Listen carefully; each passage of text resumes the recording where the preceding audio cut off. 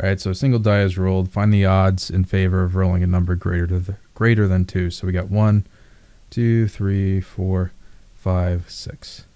So anything greater than 2 is going to be this, and this is out of the entire combination. So, well, what we would have is a 4 out of 6 chance or 2 out of 3, but that's not what we're going for.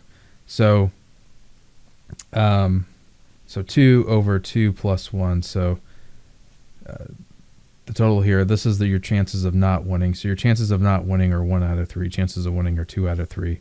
So it's going to be a 2 to 1 chance. The odds are 2 to 1, 2 in your favor, because you have a 2 out of 3 chance or 1 out of 3 chance of not winning. So it's a little bit different than just raw probability, but that's how that works. So that's it. All right. I hope that helped you out. Thanks for watching. Have a great day.